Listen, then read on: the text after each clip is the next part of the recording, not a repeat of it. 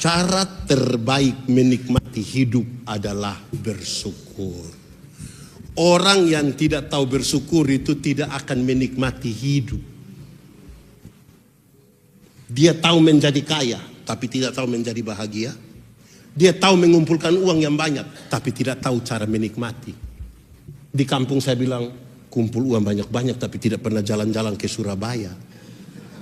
Nanti satu saat di Surabaya baru dia telepon, pendeta, yuk saya di Surabaya. Enak kok pesir-pesir, tidak pendeta. Lalu saya di rumah sakit Dr. Sutomo, pendeta dapat rujukan.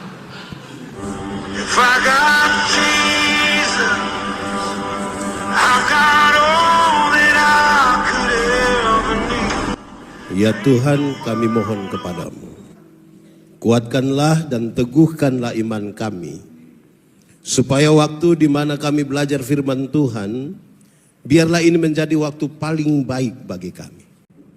Tuhan memberkati hamba-Mu yang terbatas dan berdosa ini. Memberkati semua jemaat yang memberi hidupnya untuk pemberitaan hari ini, biar kami pulang dengan kemuliaan-Mu karena pemberitaan ini. Jauhkanlah penggoda pencobaan baik di dalam kami, baik di sekitar kami. Supaya dalam damai-Mu kami belajar firman Tuhan. Kami rindu pada firman-Mu. Berfirmanlah bagi kami Tuhan, di dalam nama Yesus firman yang hidup itu kami berdoa. Amin. Jemaat Tuhan, marilah berdiri. Kita akan membaca firman Tuhan berdasarkan Kolose pasal 2 ayat yang ke-7. Kita buka bersama-sama. Kolose pasal 2 ayat 7. Kita membacanya bersama-sama. 1, 2, 3. Hendaklah kamu berakar di dalam Dia dan dibangun di atas Dia. Hendaklah kamu bertambah teguh dalam iman yang telah diajarkan kepadamu, dan hendaklah hatimu melimpah dengan syukur. Demikianlah pembacaan Alkitab. Berbahagialah setiap orang yang mendengar firman Tuhan dan yang melakukannya. Terpujilah Yesus Kristus. Hosiana.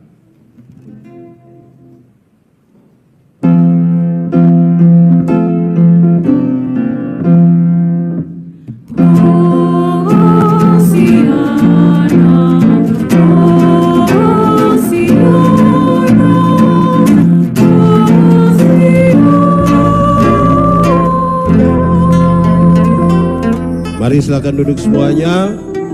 Bapak Ibu Saudara-saudara, Shalom. Yang paling pertama itu adalah nama. Nama.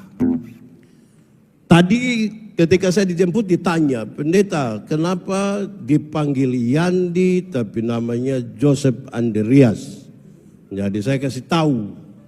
Saya punya mama itu melahirkan saya kira-kira 48 tahun lalu di satu kota kecil di NTT, Soe namanya. Ini sebut mesti baik-baik. Soe, 1, 2, 3. Harus pakai tekan begitu, jangan bilang Soe. Itu bahaya kita itu, Soe. Soe artinya timba. Itu mama lahirkan saya di satu tempat yang sekarang ini jadi panti asuhan. Mama buta dua-dua mata dan separuh badannya lumpuh. Pemilik tempat itu namanya Joseph Andreas Christian, masih hidup hingga hari ini. Karena lihat ibu yang buta dan lumpuh itu melahirkan seorang anak laki-laki, beliau bilang, kasih saya punya nama di itu anak laki-laki. Jadilah saya Joseph Andreas. Puji Tuhan 10 tahun 11 bulan kemudian mama sembuh. Dua-dua mata yang buta bisa melihat, separuh badan yang lumpuh itu pulih kembali. Mama umur 70 tahun sekarang. Rupa-rupanya di hamil awal sebelum sakit mama mau saya dipanggil Yandi. Tapi karena semua surat itu sudah tertulis Joseph Andreas, maka Yandi menjadi panggilan di rumah. Kenapa saya mulai dari ini?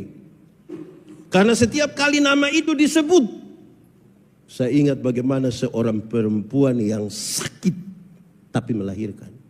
Yang baik-baik saja melahirkan sakit. Apalagi yang sakit dan melahirkan. Setelah mama sembuh, saya bilang kepada banyak orang. Saya bilang pada saudara-saudara, saya bilang pada istri saya bilang pada ipar-ipar saya. Mama tidak ada salah. Dia mau marah, mau buat apa saja, tugas kita hanya dengar. Setiap kali nama itu disebut, saya ingat sesuatu. Gereja ini namanya waktu sebut Gibeon, apa yang saudara ingat? Nah, ini mulai kacau ini. Waktu disebut Gibeon, apa yang tadi kan kita ikut sejarah gereja yang disampaikan. Waktu disebutkan Gibeon, apa yang kita ingat? Harusnya ada sesuatu yang kita ingat setiap kali nama itu disebut. Amin. Itu pertama. Kedua, hari ini kita merayakan ulang tahun jemaat Gibeon keberapa? 38 itu sudah banyak atau masih sedikit? Sudah tua atau masih muda? Tua atau muda? Yang benar ini dia sudah banyak atau sedikit? Aneh juga itu pertanyaan. Tapi saya mau kasih tahu kita di awal saudara-saudara bahwa kedewasaan itu ada 3. Ada berapa? 1, dewasa biologis. Sama-sama 1, 2, 3. Dewasa biologis itu 10 tahun lalu berat badan kita hanya 37 dan sekarang 73. Itu dewasa biologis. 10 tahun lalu kita pakai celana nomor 27, tidak ada masalah karena perut rata saja. Sekarang perut macam ada 3, 1 di sini, 1 di sini, 1 di sini. Itu dewasa biologis. Siapapun bisa begitu, makan tidur, cocok, naik. Ini sebenarnya dia bicara tentang pembangunan fisik. Saya bayangkan 38 tahun lalu gereja ini masih gereja di tempat yang belum seindah ini kan. Dan sekarang kita bergereja di tempat yang bagus. Pakai AC lagi, orang tidak bisa tidur di rumah tapi bisa tidur di gereja. Tepuk tangan dulu, mantap itu. Mantap. Ada di sini yang biasa tidur di gereja? Ada juga. Tapi susah tidur di rumah. Makanya rajin-rajin datang gereja. 1, dewasa biologis. Kedua, dewasa psikologi. Sama-sama 1, 2, 3. Dewasa psikologi tidak tergantung umur dan berat badan. Umur 40 tahun tapi kalau tukang tersinggung, sedikit-sedikit tersinggung. Sedikit-sedikit tersinggung. Sedikit-sedikit tersinggung. Ada juga. Di Gibeon ada. Presbiter atau jemaat? Tersinggung kok sedikit-sedikit. Sedikit-sedikit mau keluar dari Gibeon, mau bikin gereja baru. Ada juga di Gibeon nih. Itu badan besar. Tapi sesungguhnya masih di Kupang itu kalau orang biasa tersinggung, orang begini. 2. Ketiga, dewasa iman. Sama-sama 1, 2, 3. Dewasa iman tidak tergantung berapa lama kita berjemaat. Dewasa iman tidak tergantung berapa lama kita bergereja. Dewasa iman tidak tergantung berapa lama kita melayani Tuhan, berapa lama kita menyanyi. Dewasa iman itu kira-kira begini. Ada anak umur 3 tahun, ada mimbar berat 10 kg. Anak 3 tahun bisa pikul mimbar yang 10 kg? Tidak. 17 tahun kemudian dia umur 20 tahun bisa pikul mimbar yang 10 kg? Yang berubah anak atau meja? Itu dewasa iman. Tidak meminta beban menjadi ringan, tapi dia meminta bahu yang semakin kuat. Orang dewasa iman tidak akan pernah menangis meminta masalah berubah, karena dia tahu kalau Tuhan izinkan ada masalah, Tuhan tahu seberapa kuatnya dia. Saya mau tanya, saudara punya masalah? Tidak usah omong. Saya lihat ini muka masalah semua. Masalah ialah kesenjangan antara harapan dan kenyataan. Harapan menikah umur 28, kenyataan 34. Dan masalah. Tapi masalah bukan masalah, cara kita menangani masalah yang biasanya jadi masalah. Tidak ada satu rumah tangga pun, tidak ada satu gereja pun tanpa masalah. Tapi cara kita menangani masalah itu menunjukkan kedewasaan kita. Kedewasaan psikologi dan kedewasaan iman kita. Ada amin. Saudara-saudara, karena itu hampir-hampir orang yang dewasa iman tidak akan meminta orang lain berubah. Hampir-hampir orang dewasa iman tidak meminta orang lain berubah. Tapi siapa yang berubah? Siapa berubah? Kadang-kadang kita terlalu sibuk minta orang lain berubah, tapi lupa untuk rubah. Ada begitu di Gibeon. Dia ada ikut ibadah sekarang. Ada juga. Laki-laki atau perempuan? Ini mulai masalah ini kalau kita tanya tuh. Orang dewasa iman, dia tidak meminta orang berubah, tapi dia berubah. Karena kepentingannya, kalau mau dunia ini berubah, ubahlah dirimu oleh pembaharuan budimu. Mulai dari sini keluar. Di usia 38, tema kita menarik. Berakar dalam Kristus, bertumbuh dalam iman. Sama-sama 1, 2, 3. Bertumbuh.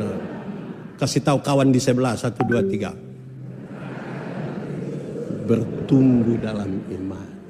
Itu sekaligus menjadi alat untuk kita berefleksi. Apakah memang kita berakar dalam Kristus, bertumbuh dalam iman atau tidak? Lalu kita membaca teks ini, yang dengan ringan sekali mengungkapkan kepada kita 4 bagian yang menarik. Yang pertama dia bilang berakar. Sama-sama 1, 2, 3. Tahu akar?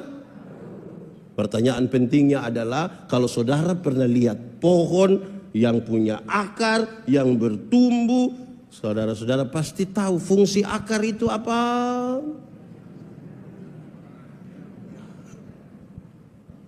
Akar itu paling tidak punya 2 fungsi. Yang pertama, supaya itu pohon berdiri tuh di situ. Akar makin kuat, itu pohon makin kuat. Amin. Tapi yang kedua, dia mencari makanan. Yang menarik sekarang saudara-saudara adalah, gereja mesti berdiri di atas Kristus itu. Berakar di dalam Kristus. Mencari sari-sari makanan dari Kristus. Supaya Kristus dikenal di dalam dunia ini. Kalau saudara dan saya dikenal dunia sebagai milik Kristus, maka Kristus mesti kelihatan di dalam hidupmu. Dan setiap kali orang melihat hidupmu, mereka memuliakan Allah. Amin. Kata-kata mantap di sini. Kenapa diam? Tindakan mantap. Kesetiaan mantap. Kesucian mantap. Dunia kiamat sudah. Satu-satunya berakar, satu-satunya cara untuk berakar di dalam Kristus adalah menjaga kesucian. 1, 2, 3. Kristus yang kita sembah itu dia suci. Yang suci tidak dapat bersatu dengan tidak suci. Yang kudus tidak dapat bersatu dengan tidak kudus. Tanggalkanlah kasutmu, sebab tempat di mana engkau berdiri itu yang gelap tidak dapat bersatu dengan yang terang. Kalau kita sebut kudus itu terang, yang kita sebut tidak kudus itu gelap. Saya mau tanya, kita di terang bisa lihat orang di gelap? Orang di gelap bisa lihat kita di terang? Lalu kenapa kadang-kadang kita sudah di terang kita pulang ke gelap? Orang di terang biasa kembali ke gelap itu kan dia biasa begini. Apa ini? Kalau sudah begini agak lama sedikit lagi dia begini. Di Jakarta ada begitu. Di Gibeon dia majelis. Artinya yang ingin saya sampaikan, kalau kita berdiri di dalam Kristus, di atas Kristus, dan kita menyerap daripadanya, maka tidak boleh makanannya makanan yang beracun. Yesus tidak kasih kita makanan beracun toh. Bagaimana bisa berdiri kuat? Satu waktu Tuhan Yesus bertanya pada murid-murid, menurut kamu siapakah aku? Murid-murid jawab, orang-orang bilang, kata orang.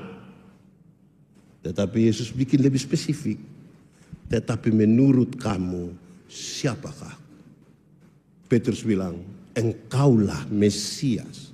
Petrus, Engkaulah batu karang dan di atas batu karang ini kudirikan jemaatku. Alam maut dan seterusnya dan seterusnya. Apa yang saya katakan? Gereja berdiri di atas pengakuan orang percaya. Sama-sama 1, 2, 3. Gereja berdiri di atas pengakuan orang percaya.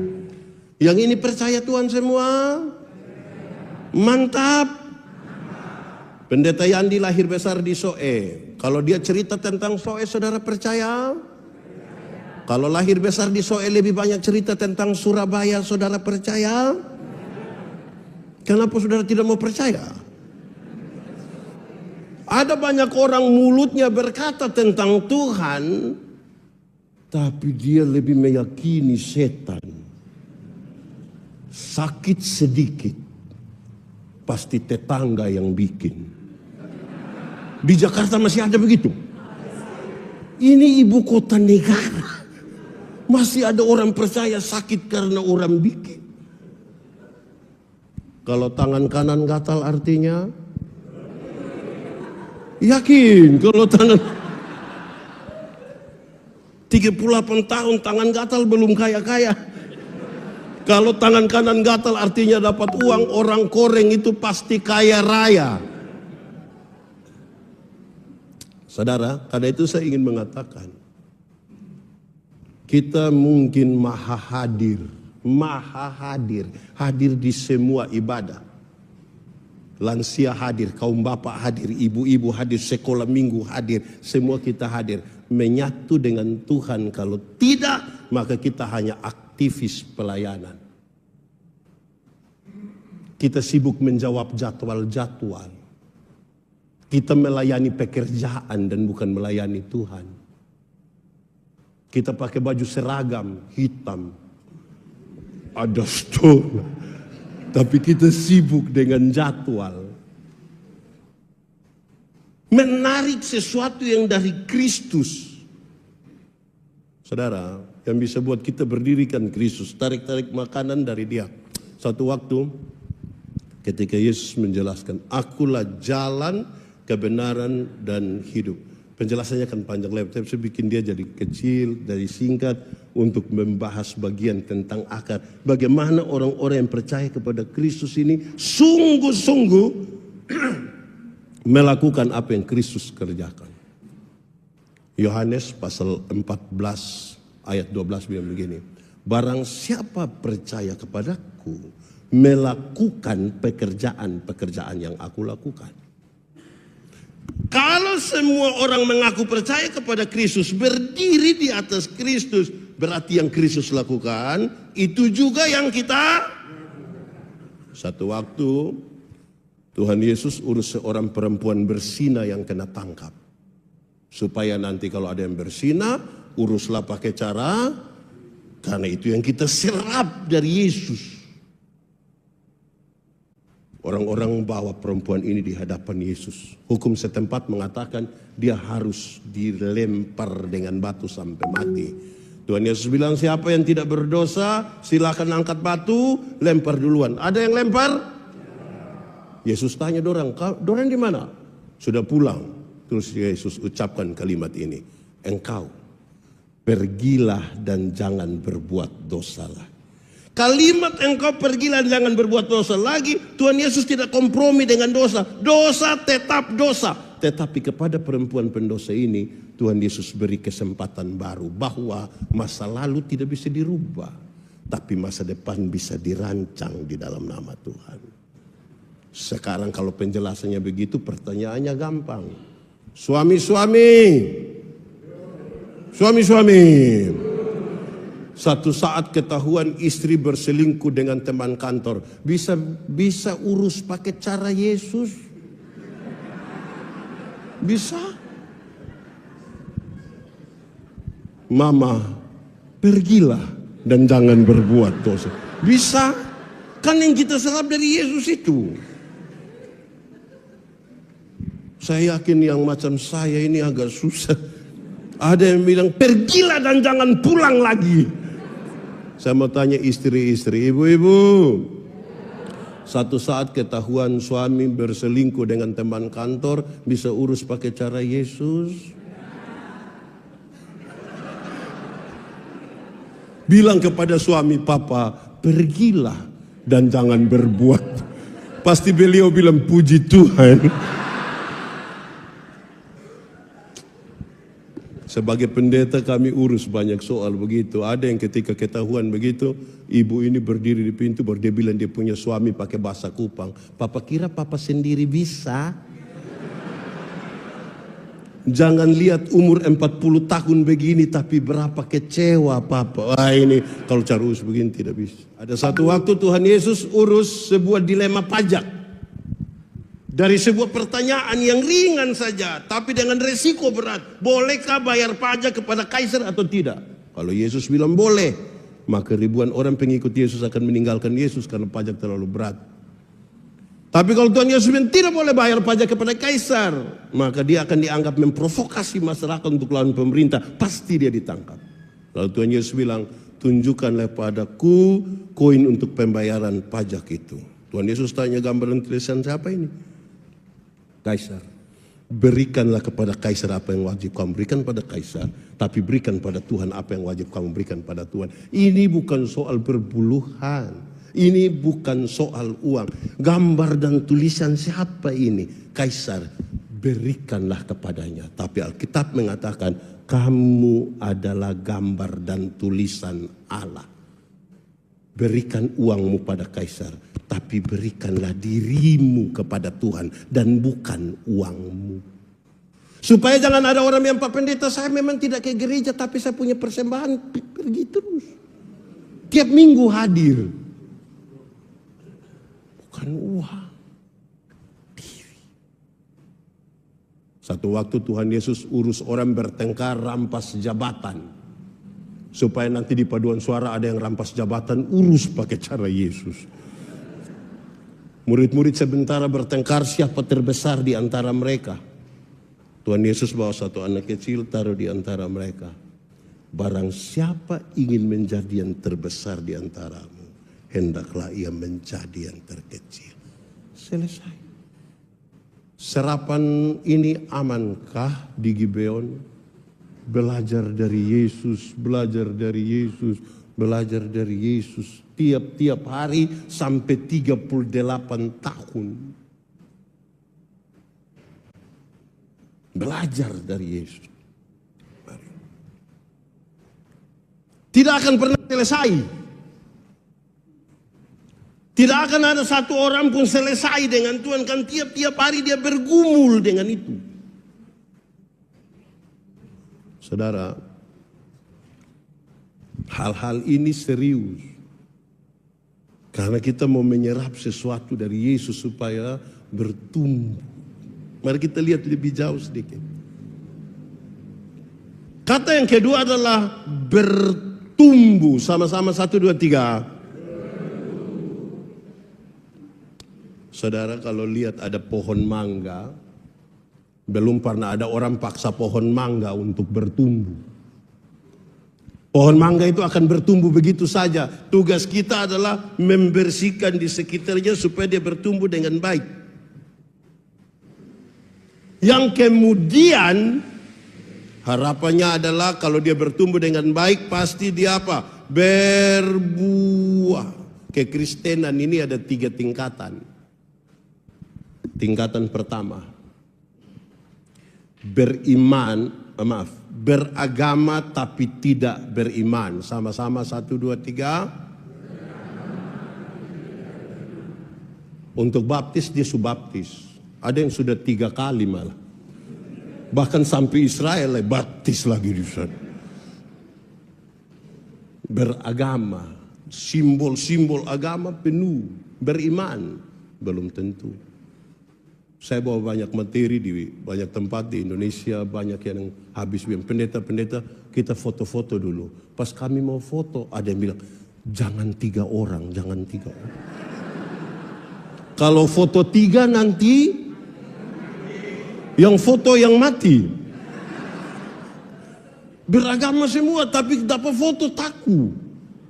Oh, ini bagaimana ini 38 tahun ini? Beragama tapi tidak beriman. Kedua, Bertobat tapi tidak berbuah, sama-sama 1, 2, 3. Banyak yang sudah bertobat, judi su tidak, mabuk su tidak, tapi tidak berbuah. Orang yang bertobat tapi tidak berbuah hanya bicara tentang masa lalu. Kami dulu, pernah dengar itu kalimat? Atau sendiri omong? Kami dulu. Kalau ada ruang kesaksian di satu ibadah, dia bilang, waktu tahun 1970, pindahlah dia ulang. Waktu tahun 1970, pindah lagi dia ulang. Waktu tahun 1970, satu waktu dia baru bangun di sini, orang korek di belakang. 1970. Tidak ada masa depan, dia bicara tentang masa lalu. Itu pertentangannya serius. Antara generasi yang duluan dengan generasi yang sekarang. Kami dulu. Terus anak-anak orang bilang kami sekarang. Ketiga, ini kelas yang paling tinggi. Berbuah sama-sama. Dalam hal inilah Bapakku dipermuliakan, yaitu jika kamu berbuah banyak dan buahmu itu tetap. Supaya apa yang kamu minta kepada Bapa dalam namaku diberikannya kepadamu. Orang bertanya menjadi lebih gampang. Berbuah bagi Tuhan gampang atau susah? Berbuah bagi Tuhan gampang atau susah? Susah atau gampang? Gampang atau susah? Yang bilang gampang-gampang susah ada? Itu tidak ada jawaban. Hari ini demi nama Tuhan saya ingin sampaikan pada saudara bahwa berbuah bagi Tuhan itu gampang saja. Kenapa?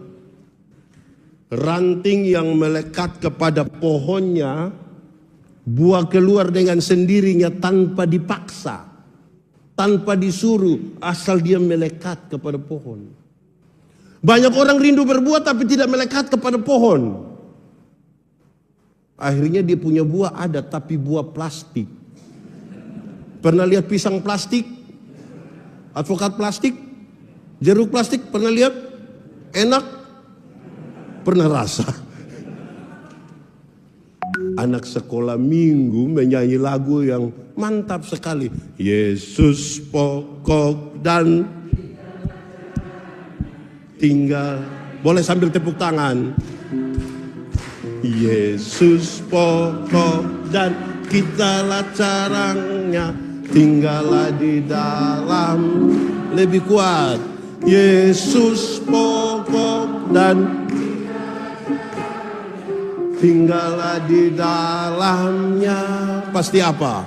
Pastilah kau akan berbuah. Mantap. Mantap. Mau berbuat tinggal di dalam Yesus. Berarti beraktivitas rohani tanpa tinggal di dalam Yesus. Nah, itu repot. Sekarang saudara-saudara, kita dipaksa untuk merenungkan satu tema tentang bertumbuh bersama. Coba 1, 2, 3. Bertumbuh bersama ini repot. Tuhan Yesus punya murid itu hanya 12. Lebih banyak dari jemaat Gibeon atau lebih sedikit? Jauh lebih sedikit kan? Tapi ada orang-orang tua seperti Yakobus tua, tapi ada anak muda seperti Yohanes. Ada orang-orang kecil seperti nelayan-nelayan kecil di Galilea, tapi ada pejabat pemerintah seperti Lewi pemungut cukai. Ada Lewi pemungut cukai yang mengabdi kepada kerajaan Roma, tetapi ada Simon orang Selot yang anti Roma. Dorang 12, tapi kita 1000 lebih bisa bertumbuh bersama tanpa tersinggung. Wih, ngeri itu. Ngeri itu. Kita diminta bertumbuh bersama ini, beda-beda ini. Saudara, Tuhan Yesus berdoa bagi murid-muridnya. Isi doanya menarik. Supaya mereka menjadi satu. Bukan supaya mereka menjadi seragam. Tapi supaya mereka menjadi, bukan menjadi.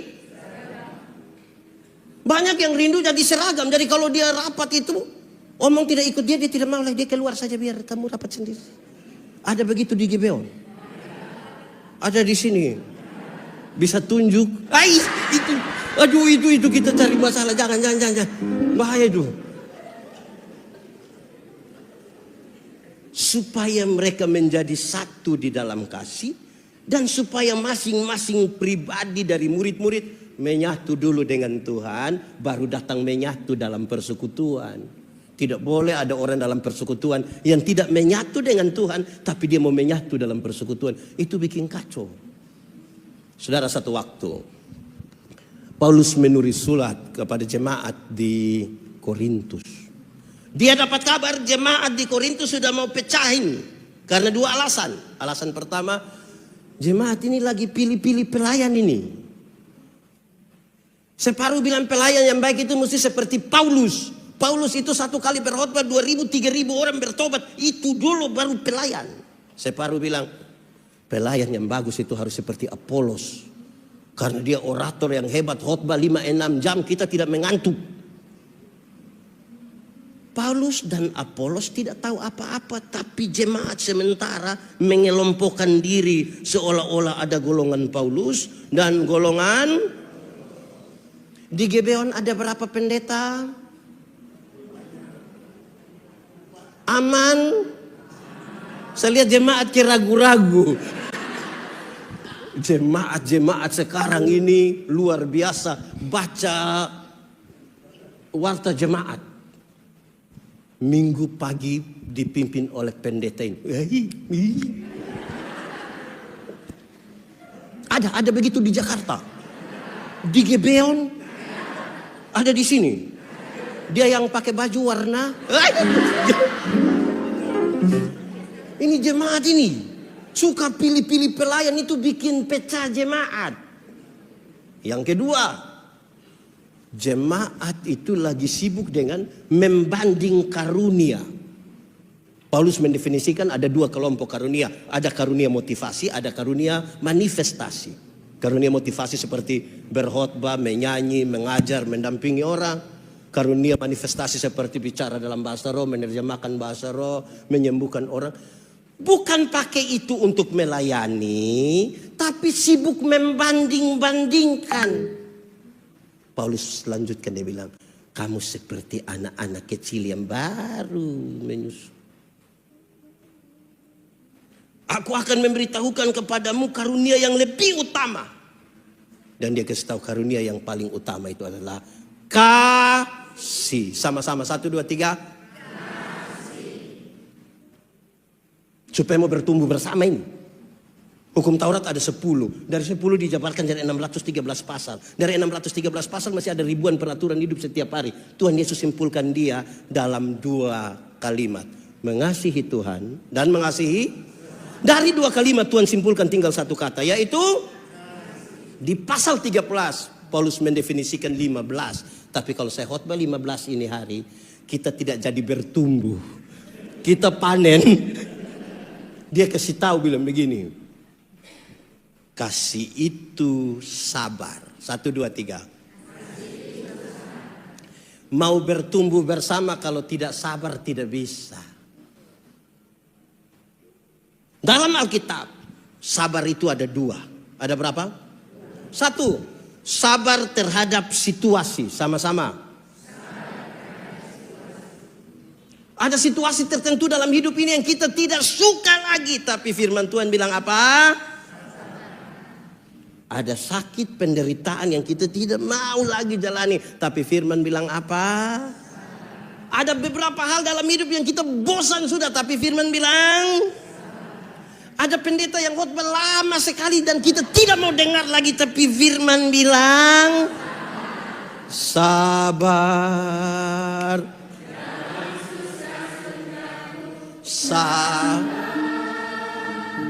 Tuhan ada sertamu. Sabar, sabar, beriku kuat.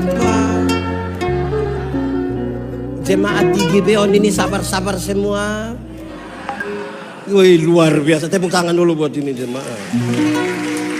Tapi yang kedua, sabar terhadap orang. Sama-sama 1, 2, 3. Ada orang-orang tertentu dalam jemaat ini yang terlalu menjengkelkan. Tapi firman bilang, ada tetangga-tetangga yang dekat kita rumah itu terlalu menjengkelkan. Tapi firman bilang, ada pendeta-pendeta itu terlalu menjengkelkan. Tapi firman bilang, ada majelis jemaat itu terlalu tapi firman bilang, ada anggota paduan suara itu yang terlalu tapi firman bilang, ada suami-suami yang terlalu tapi firman bilang, ada juga istri-istri yang terlalu ada kok tidak? Siapa punya istri juga? Ya saudara lihat, mau bertumbuh bersama tanpa kesabaran tidak bisa.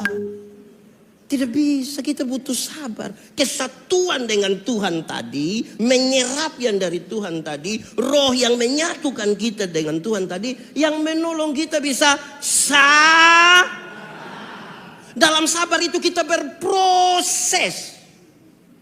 Dulu itu sama dengan itu hari.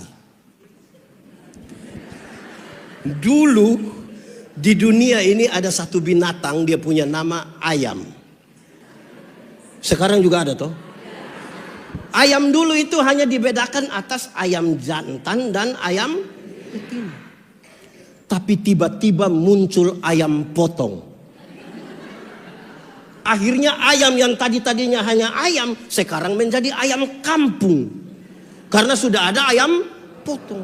Akhirnya kita pusing. Apakah ini ayam kampung yang dipotong atau ayam potong yang di kampung? Kita pusing lah. Tapi kita bisa bedakan. Ada yang pelihara ayam kampung di rumah? Ada? Ada? 2 ekor ada? Yang 5 ekor ada? Lebih dari 5 ada? 1 dulu. Ayam kampung itu kita pelihara lama. 6 bulan, masih kecil. Tapi dia punya daging enak atau tidak? Kalau betina bertelur atau tidak? Kalau dijual mahal atau tidak? Karena ini ayam mengerti proses. Beda dengan ayam kampung kan? Ayam potong toh. Ayam potong itu baru pelihara 1 bulan. Itu dia punya mata sudah besar begini. Itu kalau lihat pakai kaca pembesar. Kalau lihat langsung juga begini. Tapi ini ayam yang tidak bertahan. Tidak bertahan. Baru dapat gas motor sedikit, besok mati. Tidak bisa bertahan. Banyak jemaat tidak mampu bertahan. Wih, pendeta Yandi berani khotbah begini, habis dia tersinggung. Tanya bilang, coba cek pendeta mana yang kasih tahu ini. Sudah tidak usah lah, bertahan sedikit. Sampai kesudahan toh. Ini bertahan semua. Nah, lihat, kita mau bertumbuh bersama. Bertumbuh bersama ini kan beda-beda. Contoh saja. Hari raya, hari ulang tahun gereja. Kadang-kadang bukan hal inti yang kita pertengkarkan. Hal-hal yang sepele. Seragam atau tidak. Terus setelah seragam, oke, semua seragam. Pusing lagi di warna apa? Warna sudah beres, pusing. Polos atau pakai motif. Sudah sepakat motif, mau yang begini atau begini. Pusing kita di hal-hal itu. Dan itu membuat sejumlah orang di Gibeon ada. Bayangkan. Ini mau bertumbuh bersama ini. Bertumbuh bersama. Saudara, saya pimpin satu acara. Ada ribuan orang hadir. Menjelang khotbah ada ruang kesaksian. Ada ibu-ibu bangun kasih kesaksian menarik. Dia bilang begini. Satu waktu antara tidur atau tidak tidur, malaikat bawa dia ke surga. Menurut dia surga itu bagus. Saya pikir-pikir memang bagus. Dia jalan-jalan di sekitar surga begini. Terus ada satu ruangan yang bagus, dia coba lihat ke dalam. Ternyata di dalam itu penuh dengan mulut-mulut. Jadi dia tanya malaikat, malaikat, kenapa di dalam itu ruangan penuh dengan mulut-mulut? Terus dia bilang begini, malaikat jawab, oh itu mulutnya pendeta-pendeta. Kenapa mulut pendeta? Pendeta-pendeta itu khotbah bagus jadi mulut masuk surga, kaki tangan ada di neraka. Woy. Saya tersinggung itu, saya. Pas bagian mau khotbah saya bilang, ibu kita dua selesaikan yang tadi. Kita selesaikan dulu. Saya bilang, ibu tahu pisau. Ibu yang tahu. Coba ibu ambil pisau, ibu potong, ibu punya jari kelingking. Sudah luka, berdarah, coba ibu bilang itu jari. Bilang, kau rasa? Bisa. Dia bilang tidak bisa. Nah itu Alkitab juga bilang begitu. Gereja itu, Yesus kepala gereja dan kita adalah anggota-anggota dari satu tubuh. Yang disebut sebagai tubuh Kristus. Mata, karena dia mata, dia tidak lebih penting dari telinga. Kaki tidak lebih penting dari tangan. Siapa yang malam-malam perut sakit mau pergi ke WC terus kaki bilang di perut, maaf, pergi sendiri. Tidak bisa, saya bilang, ibu tidak bisa. Alkitab kasih tahu, justru kalau tangan terluka, mata menangis. Dan kalau mata menangis, tangan melap. Sudahlah, yang penting saudara mengertilah.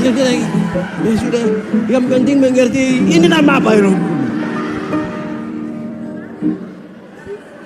Lama. Iya, jadi saya bilang ibu yang kasih kesaksian jangan bikin kesaksian ini sesat di sini. Mau masuk semua, masa mulut di sana, kaki di sana. Mau kasih takut kita yang sebut surga. Jangan begitu. Ini kepaduan suara toh, ibu toh. Menyanyi paduan suara biar satu dia suara mau bagus ke mana, tolong sama-sama. Hai dunia gembira. Hai dunia tidak bisa. Dia tidak boleh menonjol sendiri. Kan kita satu tubuh toh. Ada orang ini ada karunia menyanyi ada. Tapi tidak pernah menyanyi di gereja. Pendeta dari mimbar tanya, ada paduan suara vokal group? No. Tapi kalau tiba-tiba ada pengumuman, Gubernur Jakarta dan Ketua Majelis Sinode GPIB akan beribadah bersama-sama di GPIB Gibeon.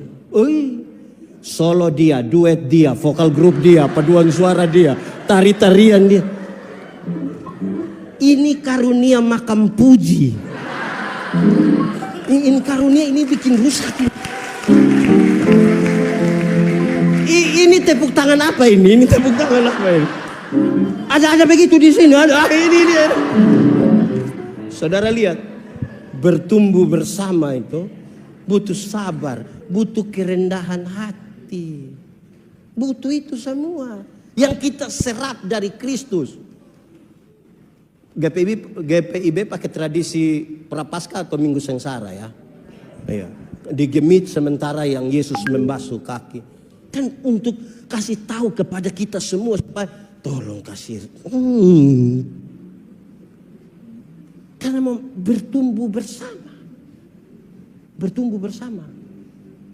Orang tua dulu itu kasih nasihat bilang begini. Kalau mau jalan cepat, jalanlah sendiri. Tetapi kalau mau jalan jauh, berjalanlah bersama-sama. Mau jalan cepat, sendiri. Tapi mau jalan jauh, jalanlah bersama-sama. Supaya kita saling mendukung satu daya lain toh. Paduan suara biasa latihan hari apa? Selalu hadir toh.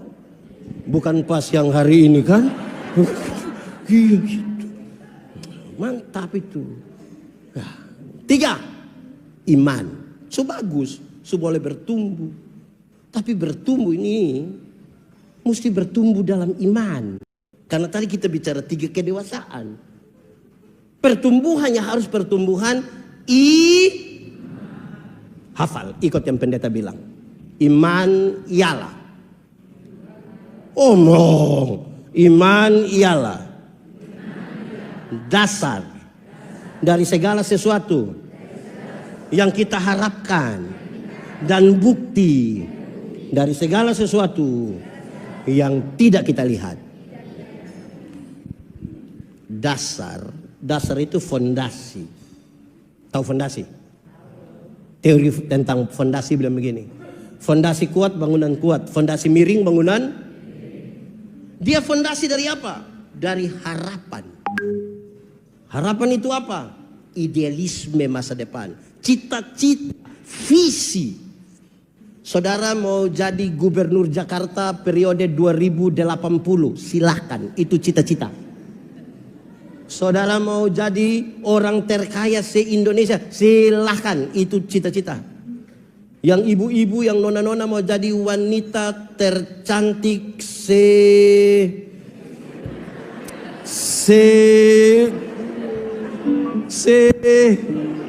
nah sudah segi peon lah ikut. Silahkan.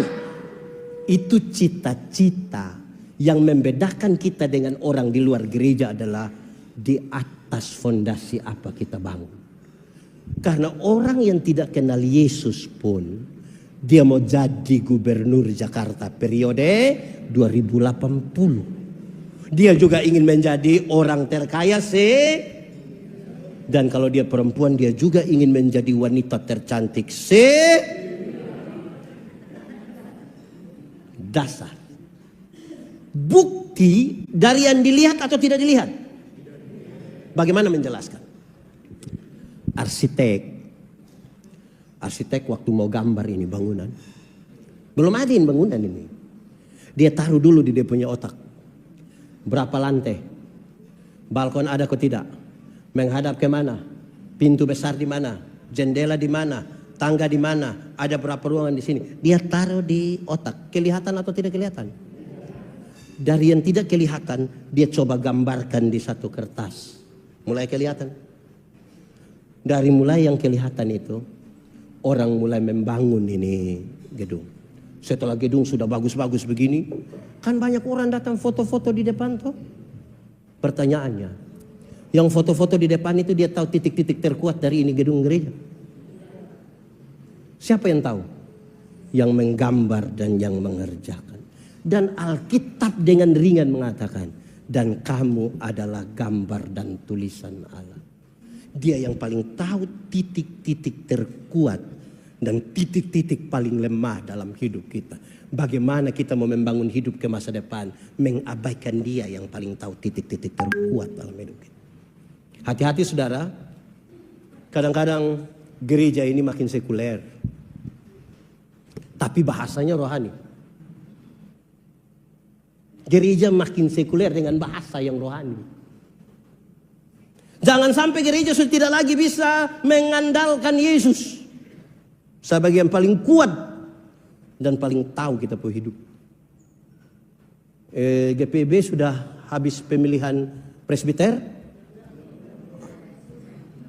Oke, mantap.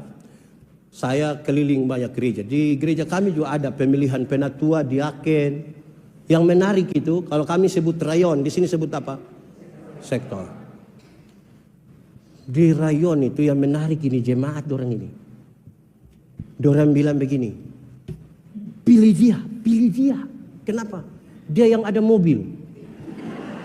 Supaya nanti kalau ada acara tinggal pakai dia punya. Jangan-jangan di GPIB juga begitu. Ada juga. Akhirnya dia punya mobil datang gereja, dia punya orang tidak datang. Terus yang terpilih datang menghadap pendeta, Pak Pendeta, sebenarnya saya tidak mau, tapi jemaat sudah mau. Sebenarnya siapa yang mau melayani?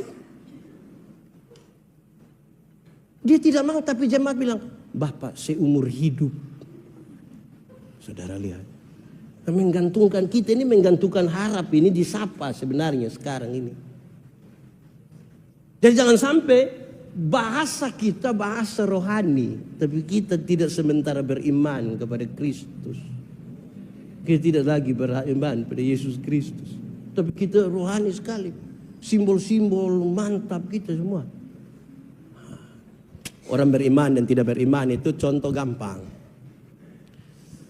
Ada mobil jalan dari sini ke Bandung, celaka. Tinggal 2 orang yang hidup. Satu orang beriman, satu tidak beriman. Yang beriman akan bilang, untung Tuhan saya selamat. Untung. Yang tidak beriman bilang, untung tadi saya lompat cepat-cepat. Di satu peristiwa yang sama. Yang beriman bilang, untung. Yang tidak beriman mengatakan, untung. Di Gibeon ini untung Tuhan atau untung saya? Untung Tuhan atau untung saya? Satu waktu Yesus bilang, barang siapa mau mengikut aku, mesti menyangkal dirinya, memikul salibnya, mengikut aku. Saya tidak bicara 2, saya bicara yang pertama. Menyangkal diri. Menyangkal diri artinya bukan saya. Bukan saya. Tapi, bukan saya. Tapi, terus orang tanya, siapa yang bangun itu gedung ibadah dari Gibeon itu? Yang beriman bilang, bukan saya. Tapi, padahal ketua panitia yang pusing jalan ke mana-mana. Ada amplop persembahan nilai yang kasih dengan bilang, tidak selesai-selesai juga ini pembangunan. Tapi waktu ditanya, siapa yang bangun? Bukan saya. Tapi, yang kita tanya, siapa yang bangun itu gereja? Bukan saya. Coba kamu cek saja. Wih, kalau dia mulai masuk di situ, ada pernah dengar itu kalimat? Kadang-kadang kita itu bisa geser Tuhan.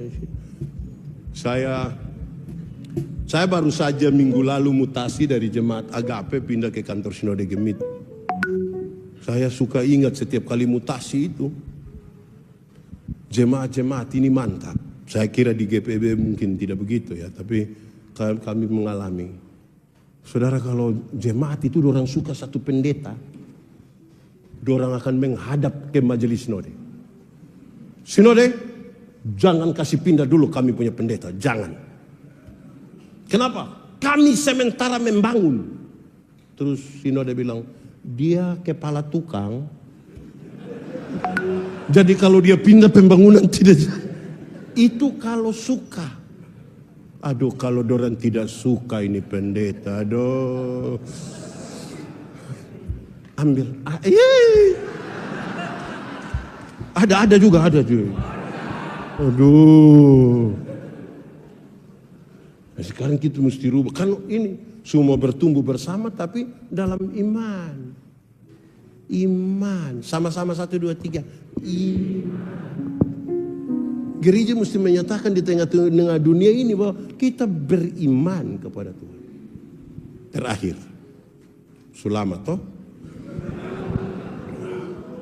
Sabar. Oh sudah. Mengucap syukur. 1, 2, 3. Cara terbaik menikmati hidup adalah bersyukur. Orang yang tidak tahu bersyukur itu tidak akan menikmati hidup. Dia tahu menjadi kaya, tapi tidak tahu menjadi bahagia. Dia tahu mengumpulkan uang yang banyak, tapi tidak tahu cara menikmati. Di kampung saya bilang, kumpul uang banyak-banyak, tapi tidak pernah jalan-jalan ke Surabaya. Nanti satu saat di Surabaya baru dia telepon, pendeta, yuk saya di Surabaya. Enak kok pesir-pesir, tidak pendeta. Lalu saya di rumah sakit Dr. Sutomo, pendeta dapat rujukan. Bersyukur, sama-sama 1, 2, 3. Kasih tau kawan di sebelah, 1, 2, 3. Orang yang tidak tahu bersyukur itu tiap hari hanya mengeluh. 1, 2, 3. Coba bayangkan satu muka yang penuh keluhan. Coba saudara bayangkan. Banyak yang datang itu dia, pendeta, hidup ini terlalu susah. Engkau mati sudah kalau memang sudah terlalu susah. bersyukur. Bersyukur. Bersyukur ialah waktu di mana seluruh pikiran, perasaan, dan hidup hanya tertuju pada Tuhan. Itu namanya bersyukur. Waktu di mana seluruh pikiran, perasaan, hidup hanya tertuju pada. Ada orang bikin ibadah syukur, tapi pikiran perasaan tidak tertuju pada Tuhan. Ada yang dia pikir lain. Contoh, saya ambil jauh ini, dan saya harus hati-hati omong ini barang. Kita semua ini akan mati dengan kesan. Pendeta Yandi kalau mati, kasihan itu pendeta kepala botak sudah meninggal itu. Ada orang yang rapi sekali meninggal, kita bilang itu orang tuh terlalu rapi, dia sudah meninggal. Kalau ada orang yang cerewet sekali, kita bilang itu orang terlalu cerewet, dia sudah meninggal. Kalau ada orang yang disiplin sekali, orang akan ingat itu orang itu terlalu disiplin. Nah, kalau yang mati itu biasa bungkus makanan.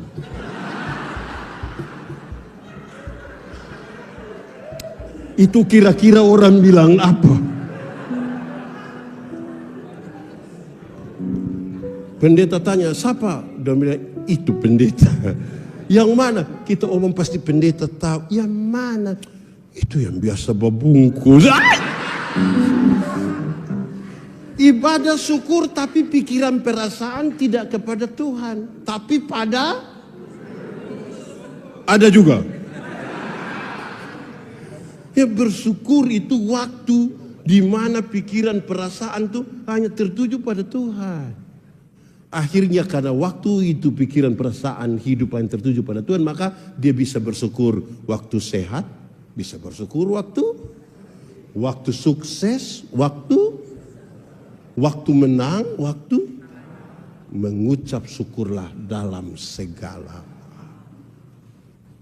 Karena pikiran perasaan semua tertuju pada Tuhan. Hati manusia lebih luas dari isi dunia. Artinya, ini isi dunia, isi di hati manusia pun masih kurang. Karena manusia selalu ada rasa tidak puas. Untuk menutupi ketidakpuasan itu, satu kata sama-sama, bersyukur. Ini jalan kaki dia berdoa, Tuhan kasih saya sepeda satu. Tuhan kasih sepeda satu, dia naik 2-3 bulan, dia berdoa lagi, Tuhan naik sepeda memang enak, tapi tanjakan di situ Tuhan. Ini jadi yang kau punya mau motor satu. Tuhan kasih motor satu. Naik 5-6 bulan dia berdoa lagi, Tuhan naik motor memang enak, tapi saya punya istri berat 80. Anak 3 orang dan muntuk-muntuk semua. Setiap kali motor bunyi, dorang 4 mau naik motor. Motor bawa masalah baru dalam kami punya rumah tangga Tuhan. Jadi yang kau mau apa? Mobil satu.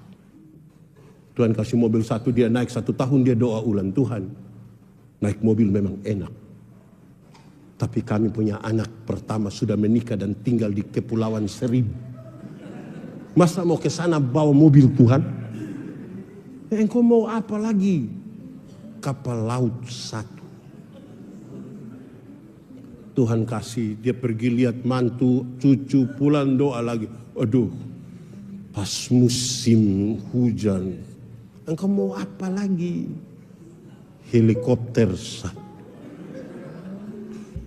Sikap kita terhadap berkat lebih penting dari berkat-berkat. Banyak orang punya mata itu tertuju pada berkat, bukan kepada sumber berkat. Makanya tidak tahu bersyukur. Dulu masih honor, gaji hanya sekian-sekian, itu pun dibayar 3 bulan sekali. Masih tahu bersyukur. Habis bulan masih ada 1.000. Sekarang sudah angkat, dapat jabatan, gaji pokok, tambah tunjangan ini itu. Habis bulan bendahara hanya bawa kertas putih datang bilang sudah potong semua. Kalau sikap kita lebih penting dari itu berkat-berkat. Saya ada acara di Gorontalo. Saya pergi. Ada kecil ikut jemput. Waktu makan saya bilang, adek, nggak sekolah hari ini. Saya izin pendeta. Kenapa izin? Izin mau jemput pendeta. Terima kasih sayang. Terima kasih. Sayang besar mau jadi apa? Mau jadi pendeta. Wah, mantap. Tapi om pendeta kasih ingat. Adek, kalau adek mau kaya jangan jadi pendeta. Keputusan menjadi pendeta itu keputusan menjadi orang biasa-biasa saja. Kenapa? Pendeta-pendeta itu hidup oleh Tuhan melalui persembahan jemaat. Ada tahu? Yang persembahan jemaat dalam rupa uang itu uang yang gambar proklamator, itu jarang ke gereja. Yang paling banyak masuk gereja itu yang Patimura, pahlawan.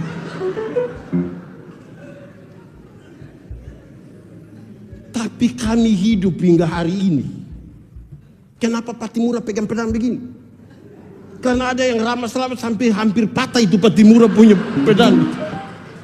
Tapi kami hidup hingga, saya tidak khotbah supaya saudara kasih persembahan. Saya tidak itu. Persembahan itu persembahan diri, bukan persembahan uang. Ada satu orang dia kasih persembahan ini.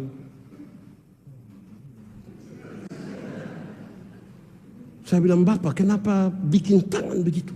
Yang pendeta, kalau tangan kanan memberi, tangan kiri tidak boleh tahu.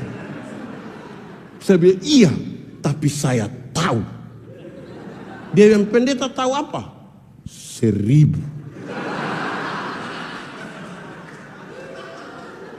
100 itu susah begini. Begini. Sudah begini sengaja batuk lagi. Hei, jangan takut dengan pemeliharaan Tuhan dalam hidupmu. Kenapa pendeta omong ini?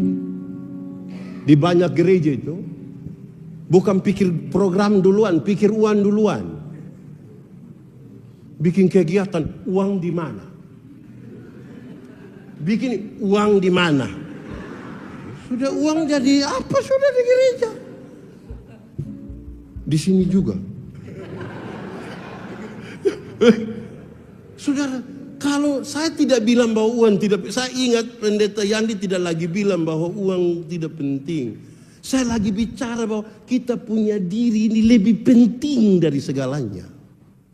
Dan hanya itu yang bisa kita persembahkan kepada Tuhan sebagai tanda syukur. Waktu di mana seluruh pikiran, perasaan dan hidup hanya tertuju pada Tuhan. Ini tiap hari makan ganti sayur, ganti ikan, masih mengeluh. Tiap hari ini, tiap hari ini. Saya tutup ini khotbah.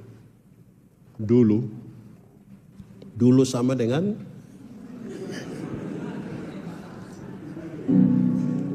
Nabi Elia itu hujan tidak turun lebih dari 3 tahun.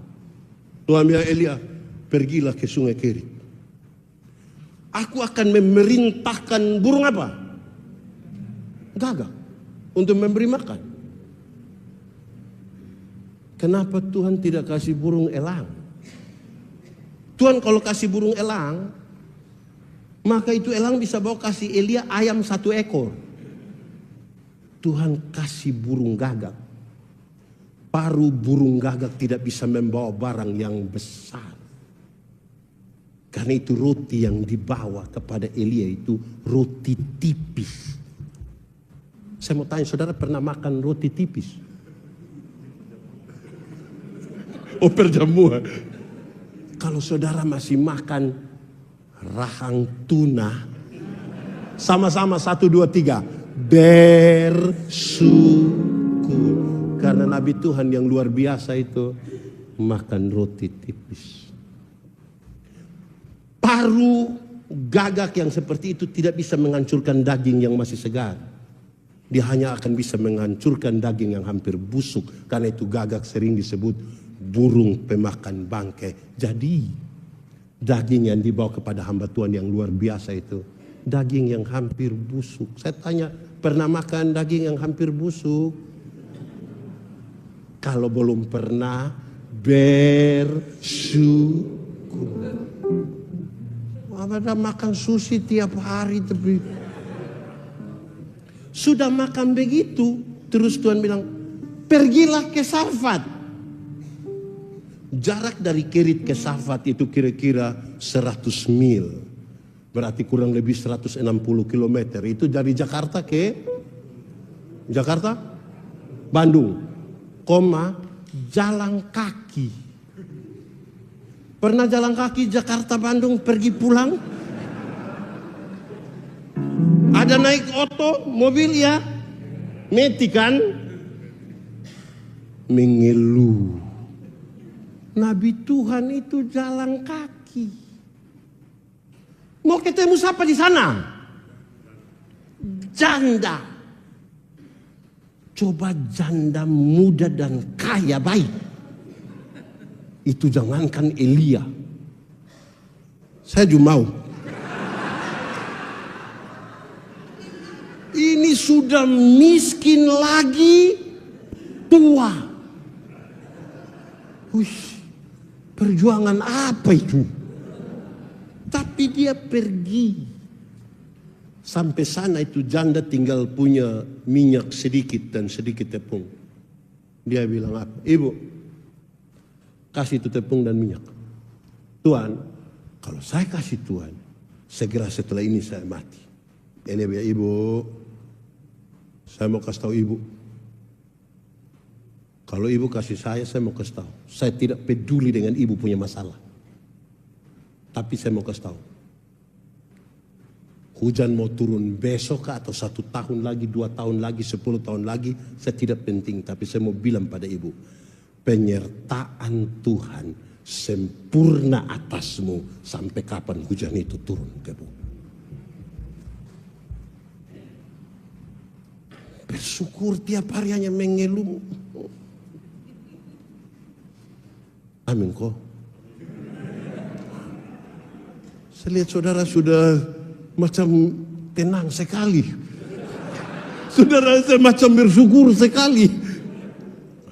Amin. Mari kita tunduk kepala semua di hadapan Tuhan.